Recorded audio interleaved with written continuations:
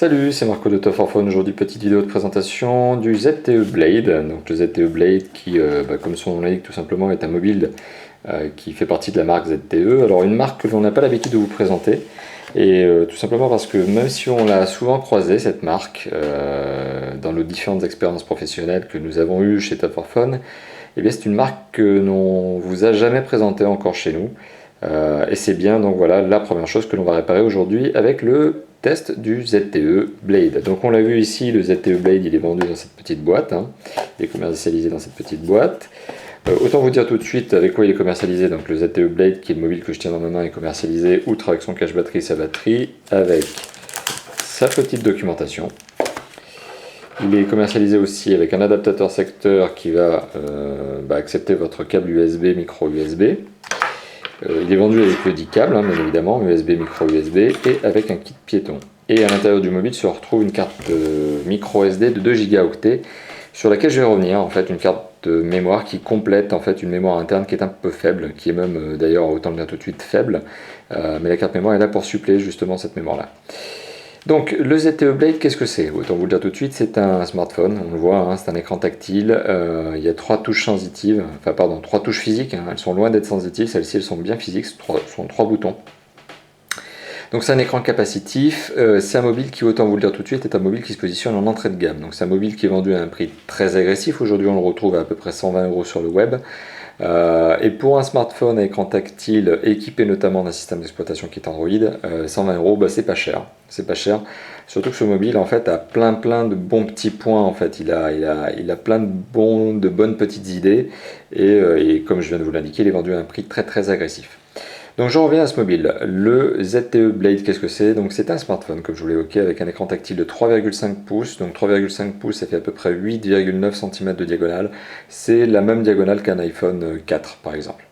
Donc c'est un mobile qui a un écran tactile 3,5 pouces. 3,5 pouces, pour vous situer un petit peu la tendance sur le marché, c'est la limite. Aujourd'hui on est plus sur une tendance de marché où les écrans tactiles font en général 4 pouces et plus. Ça c'est sur des moyennes de gamme et haut de gamme. Sur les hauts de gamme on arrive généralement à du 4,3 voire un tout petit peu plus encore, notamment comme le Samsung Galaxy Note. Sur l'entrée de gamme effectivement on est plus sur des 3 pouces et des 3,5 pouces. Donc on est typiquement sur une entrée de gamme qui sort un petit peu de cette tendance marché qui est d'avoir des smartphones avec des écrans de plus en plus grands. A contrario, justement, qui dit smartphone avec un écran plus petit que cette fameuse tendance qui est d'avoir des écrans de plus en plus grands, dit forcément, et ça c'est le point positif, des dimensions réduites. Alors on a un mobile qui fait moins de 12 cm de long, qui fait moins de 6 cm de large et qui fait moins d'un centimètre d'épaisseur. Donc voilà, c'est un mobile qui est très compact et qui pèse seulement 122 grammes. Donc c'est très léger pour un smartphone. Ça classe même dans la moyenne basse du poids dans les smartphones à écran tactile. Donc si on revient sur cet écran tactile, donc, qui est un 3,5 pouces comme je vous l'ai évoqué, il a une résolution de 800 par 480 pixels. C'est une résolution normale pour un écran de cette catégorie-là. C'est un capacitif, donc ça je vous l'ai déjà évoqué, c'est un multitouch. Donc vous pouvez pincer et dépincer justement pour avoir du zoom, etc. Donc c'est un multitouch, c'est la grande tendance des écrans tactiles capacitifs en tout cas. Le seul défaut de cet écran finalement, ça n'est pas tant sur sa résolution que sur le nombre de couleurs qu'il est capable d'afficher en simultané. Là où la tendance est plutôt à 16 millions de couleurs, cet écran lui n'en affiche que 65 000 en simultané. Donc qu'est-ce qui se passe lorsque l'on voit des vidéos YouTube? On n'a pas une sensation de résolution inférieure à la normale, on a juste une solution de fadesse au niveau des couleurs, c'est un petit peu fade. D'un autre côté, je le répète, hein, on est sur un entrée de gamme qui vaut 120 €, on ne peut pas tout avoir à 120 € à l'entrée de gamme avec un écran tactile capacitif. Et bien il n'y en a pas en fait, il n'y en a tout simplement pas. Donc c'est le seul aujourd'hui qui se positionne aussi bien et avec d'aussi bonnes composantes. D'ailleurs si je parle de ces composantes, donc si je parle des composantes qui sont incluses dans le ZTE Blade S, qu'est-ce qu'on retrouve? On retrouve un processeur simple cœur, c'est un Qualcomm et c'est un 800 MHz.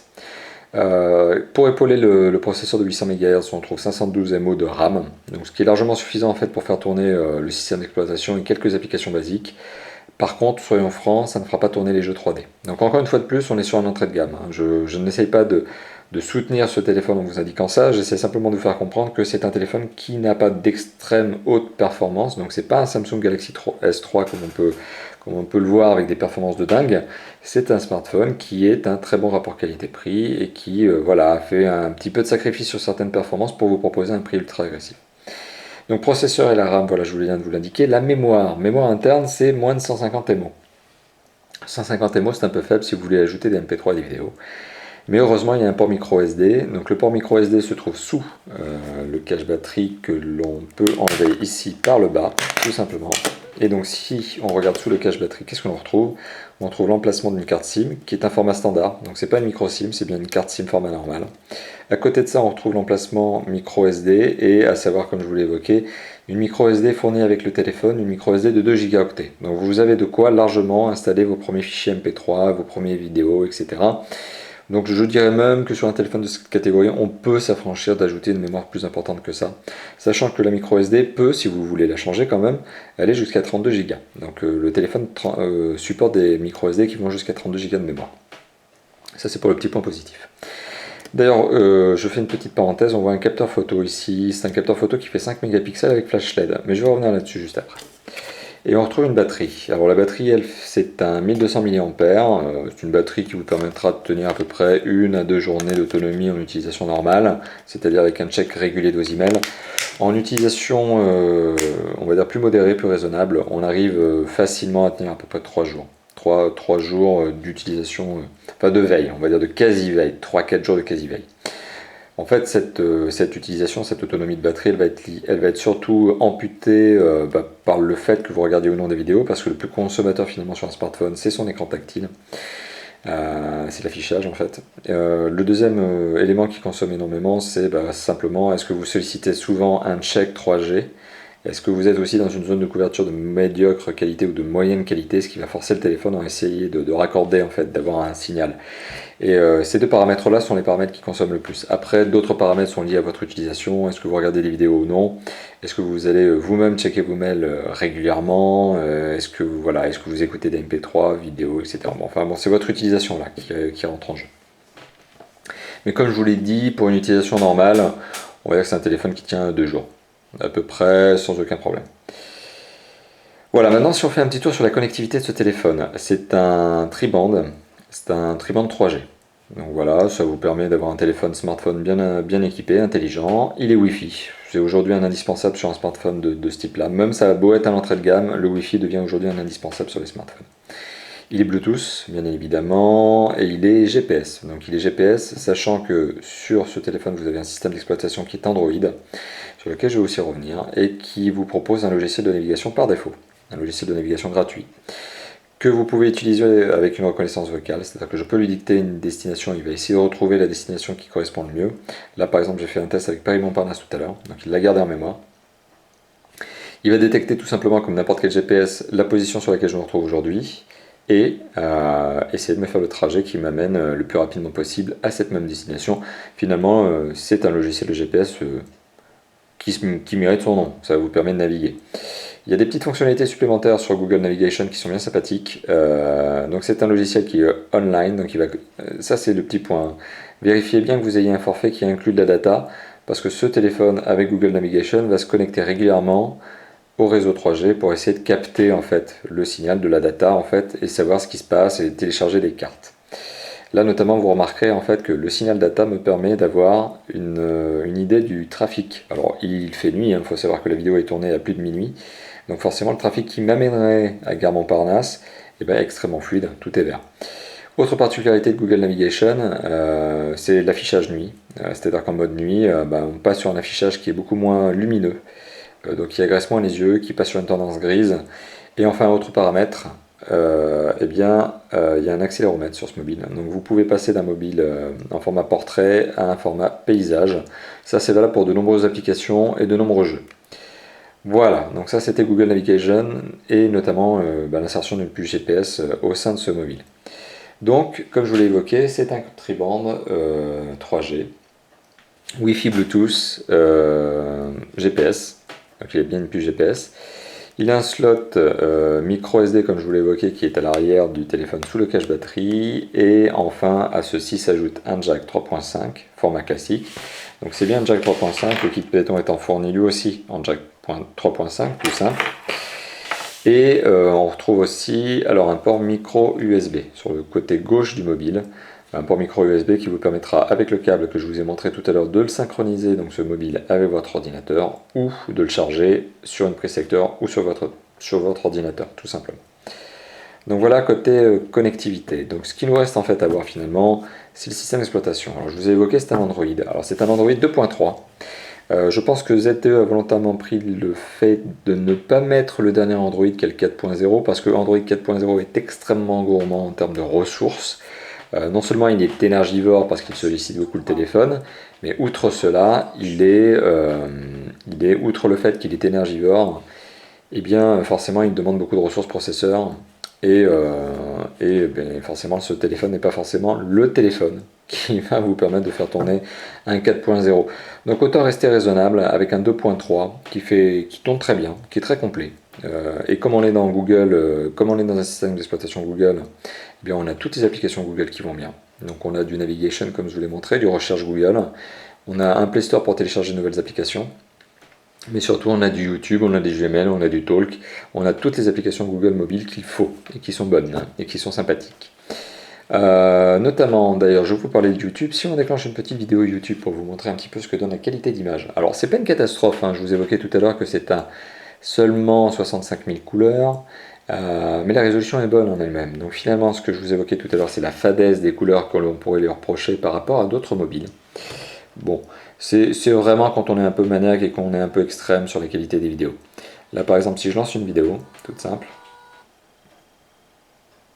on va sans doute pas constater quelque chose de vraiment méchant à ce niveau-là. Alors je vais lancer une vidéo, je vais essayer de lancer ça à un moment un peu plus sympa. Voilà.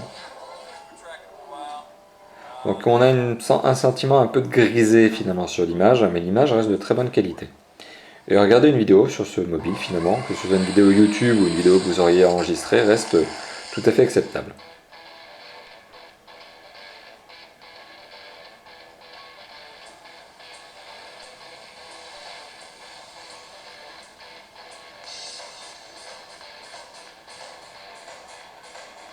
Alors hormis cela, ça me permet aussi, cette petite vidéo me permet aussi de vous faire écouter le son transmis par le haut-parleur. Le son est de relativement bonne qualité. Donc c'est certainement pas la manière que l'on utilise pour regarder une vidéo ou pour écouter du MP3 sur son mobile, mais le son du haut-parleur voilà, est de bonne qualité, qualité satisfaisante. Voilà. Donc voilà pour la petite vidéo YouTube. Donc pour tout vous dire, voilà, il nous reste simplement à remarquer qu'il y a un appareil photo, comme je vous l'ai évoqué, qui est un appareil photo de 5 mégapixels avec flash LED, fonction caméra. La fonction caméra n'est pas une caméra HD. Encore une fois de plus, je pense que c'est une question de rapidité de processeur qui aurait du mal à gérer la puissance que pourrait demander de la gestion de vidéo HD. Et enfin, petit tour du propriétaire sur le mobile en lui-même. Donc comme je vous l'ai évoqué sur la face avant, on est sur une face avant avec un écran tactile 3,5 pouces, 3 touches physiques en bas, dont une qui est une touche contextuelle, une touche home et une touche retour en arrière. Voilà, et la touche contextuelle en fait vous permet d'accéder à des fonctions qui varient en fonction de l'application sur laquelle vous vous retrouvez ou de l'environnement en tout cas logiciel sur lequel vous vous retrouvez. Côté gauche, qu'est-ce qu'on en retrouve? On retrouve le fameux micro USB, sur le dessus du téléphone le bouton on-off veille donc, et le jack 3.5. Sur le côté droit du mobile, le bouton de contrôle volume plus moins. À l'arrière du mobile, le haut-parleur, le logo ZTE, l'appareil photo, son flash LED. Voilà, et vous aurez remarqué que le matériel utilisé pour ce téléphone est donc bien évidemment, en tout cas en termes de coque externe, du plastique, mais il est glossy. Donc c'est-à-dire que bon, il a tendance à prendre, comme vous le voyez, assez facilement les empreintes de doigts, mais il est très classe, en tout cas comme matériau. En tout cas, il est relativement élégant, on va dire. Et par contre, sa contrepartie, c'est une contrepartie d'utilisateur que je vous indique, ça a tendance à se rayer. Donc c'est le genre de matériau qui, à force d'être posé, enfin le téléphone à force d'être posé sur une table par exemple, et d'être trimballé en long et en large, va certainement prendre des rayures. Donc si vous êtes maniaque et que vous voulez garder un téléphone en état neuf, sans rayures sur la coque externe, eh bien mettez-le tout simplement dans une housse, parce que sinon il va prendre régulièrement des rayures, sachant que la face avant par contre de son écran, lui, est plutôt résistant à la rayure. Comme tout écran capacitif en fait, il faut savoir que c'est une vitre qui est posée sur l'écran LCD, et la vitre a tendance, en tout cas bon dans l'absolu elle s'épargne un certain nombre de rayures, voilà, donc la vitre est légèrement résistante. Évitez quand même de prendre vos clés et de frotter dessus pour voir si ça résiste. Vous allez forcément à un moment donné faire quelque chose, vous allez faire des scratchs. Enfin bon, en tout cas, si vous le mettez dans votre poche et tout ça, et si vous le laissez voilà, plat sur la face avant, bon, vous arriverez probablement à éviter un certain nombre de rayures que ne pourrait pas éviter un écran tactile résistif qui lui est dans un matériau beaucoup plus souple et de moins bonne qualité. Voilà, donc comme je vous l'ai évoqué, c'est un mobile qui est relativement complet, pas extrêmement performant, mais c'est pas ce qu'on lui demande. C'est un téléphone qui ne fera pas tourner des jeux 3D, soyez-en sûrs. Mais c'est un téléphone qui est voilà, doté d'un très bon système d'exploitation qui est Android 2.3 et qui le fait fonctionner à merveille.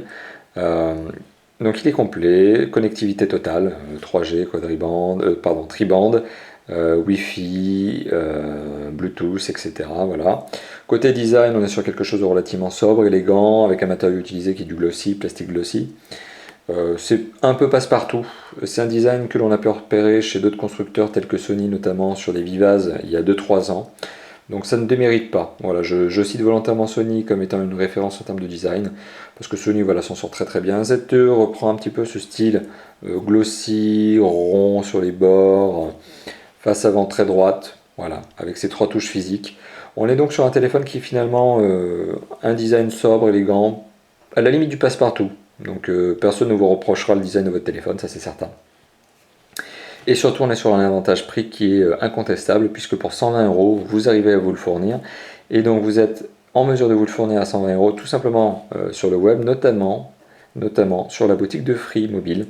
Tout simplement parce que ça fait partie des mobiles qui sont vendus par ce nouvel opérateur sur sa boutique. Alors bien sûr, ils ne sont pas subventionnés, les mobiles de Free, donc il est vendu plein pot et il est vendu 120 €, ce qui fait que c'est pas un mobile cher. Et donc 120 € pour un téléphone sans engagement de cette qualité-là, encore une fois de plus, c'est un excellent, j'allais dire un très bon, mais non, c'est un excellent rapport qualité-prix. Donc félicitations à ZTE, ce constructeur chinois, qui nous livre aussi, qui nous livre ici un très très bon téléphone, que l'on vous recommande si vous cherchez un mobile doté d'un très très bon prix, avec des performances, on va dire, satisfaisantes, et doté d'un écran tactile capacitif. Voilà. Merci d'avoir visionné cette vidéo. Comme d'habitude, elle sera publiée sur notre chaîne YouTube, donc Top for Phone. Donc voilà, tel est notre pseudo sur YouTube, ce qui est logique. Et elle est aussi publiée naturellement avec un article sur notre blog qui est donc top-for-phone.fr, une URL que vous verrez en haut à droite de cette vidéo. N'hésitez pas à commenter la vidéo, n'hésitez pas à commenter ma manière de vous présenter le mobile aussi en lui-même. N'hésitez pas à dire ce que vous en pensez. Voilà, tous vos commentaires sont bons à prendre et tous vos commentaires sont pris, écoutés, lus et en tout cas nous répondre en moins de 24 heures à tous ces derniers. Voilà, merci d'avoir visionné cette vidéo. Il ne nous reste plus qu'à vous dire à bientôt. À bientôt, ciao ciao.